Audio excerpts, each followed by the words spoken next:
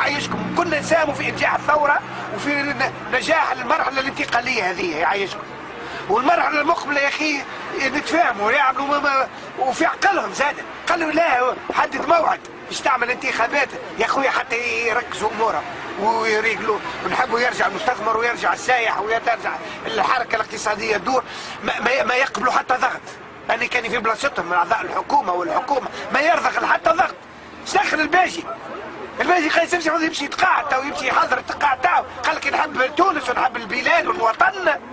هو طمع في قالوا لي عليه في رخصة تاع الشراب في طريق سكرة. قالوا لي واخذ رخصة معقولة هذه. قال لك نحب الوطن وأنا نحب تونس. ما ديركوا العقلية ما عمره ما قال لا البورقيبة هذه. أنا كبير شوية في السن ونعرف.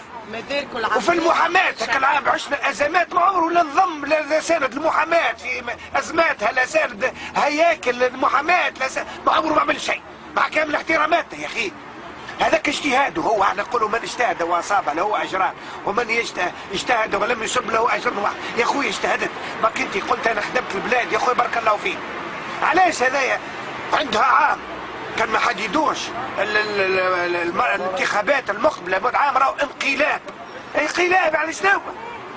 انت شكون وانت ما حاسبوه حتى تنتهي الساعه. فما شكون يحب يحاسبك يا سيدي في المرحله اللي شد فيها وزير اول مؤقت. فما شكون حاسبك. وكان الناس اللي تحرقت لها معناها المؤسسات نتاعها والادارات العموميه تحرقت ومراكز شرطه وتحرقت انفلات امني معناها رهيب من الشمال للجنوب. واحد وينك انت سي باجي قايد سمسي؟ هذا فما شكون يحاسب من غير عاد المرحله اليوسفيه والفتره اليوسفيه والانتهاكات هذيك حقوق الانسان والتعذيب هذاك عاد ما نعرفوش الملف نتاعك ما نعرفوش.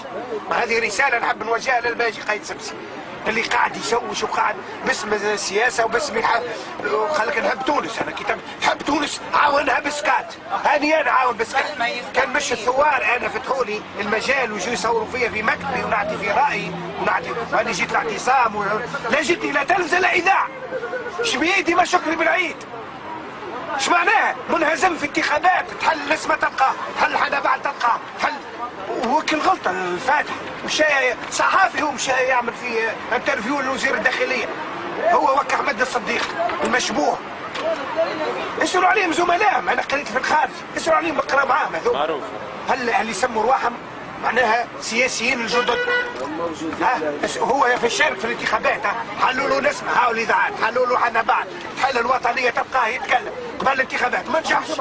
نطلع في التاكسي هل نلقى شكري بالعيد يتكلم في نسمع في شو اسمه موزايك شمس مش معناه حتى ما نجحش. قلت له ما يخرجش كونشي هذايا حتى شهر شهرين ما نجحش في الانتخابات. تيجي ترى اسمع المعتصمين اللي زالوا غاضبين الجرحى اهالي الضحايا الثوره شهداء ترى يجي يستجيبوا هذوك. السياسيين الفاشلين ما فهمتش علاش مسلطين عليه الاضواء وسائل الاعلام.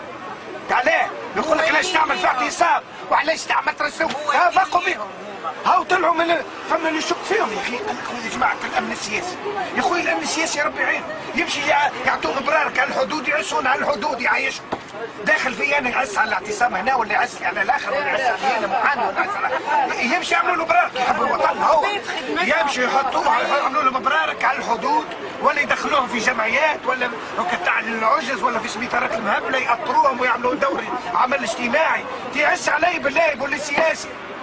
ايش عندي انا يعس علي ولا يعس على الاعتصام هنا ولا يعس على اخويا ولا يعس على صاحبي وايش عندي.